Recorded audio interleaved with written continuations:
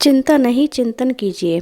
एक कहावत है, चिंता आपकी कल की परेशानी दूर करे ना करे, लेकिन आज का सुख चैन अवश्य छीन लेती है। बात दशकों पहले की है। गुजरात के एक शहर में एक वकील साहब पत्नी के साथ रहा करते थे। वकील साहब पत्नी से बेहद प्यार करते थे। एक पेशेवर के रूप में उनकी बहुत इज्जत थी और मुवक्किलों के लिए न्यायालय में जी जान लगा देते थे। एक बार उनकी पत्नी बेहद बीमार पड़ गई। डॉक्टर ने कहा उनका बड़ा ऑपरेशन करना पड़ेगा। इत्तेफाक से जिस दिन पत्नी का ऑपरेशन था, उसी दिन दूसरे शहर के एक बड़े कोर्ट में केस की सुनवाई की तारीख थी। वकील साहब ने एक वकील मित्र को बुलाया और कहा, मैं पत्नी को छोड़कर कहीं और नहीं जाना चाहता, इसीलिए तुम जाकर आज के इस केस में बहस कर लो। यह सुनकर वकील साहब की पत्नी ने कहा, यह आप क्या कह रहे हैं? यदि आप नहीं गए और किसी बेगुनाह को सज़ा हो गई तो मैं स्वयं को माफ़ नहीं कर पाऊंगी।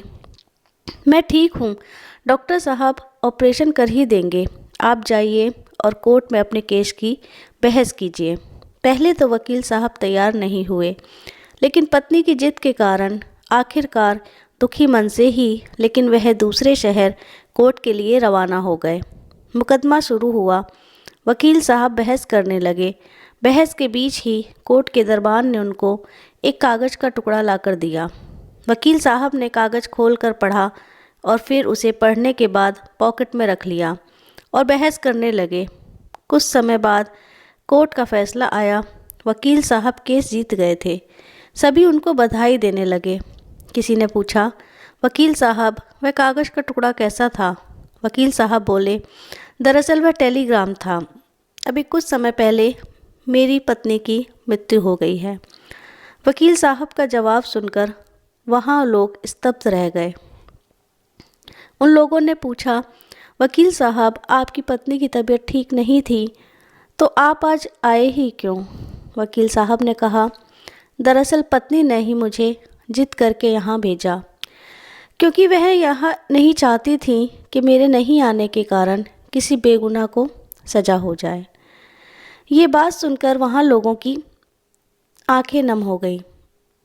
वह वकील कोई और नहीं बल्कि देश के पहले उप प्रधानमंत्री व गृह मंत्री सरदार वल्लभ भाई पटेल थे। आशा करती हूँ ये कहानी आपको पसंद आई होगी। ये कहानी हमें आपको कैसी लगी हमें कमेंट करके बताइए, और अगर अच्छी लगी हो तो इसको लाइक और शेयर ज़रूर कीजिए और हमारे चैनल को सब्सक्राइब कीजिए और बेल आइकन को दबाना तो बिल्कुल भी मत भूलिए। यह वीडियो देखने के लिए, अपना समय देने के लिए आपका बहुत बहुत धन्यवाद। आपका दिन शुभ रहे। नमस्कार।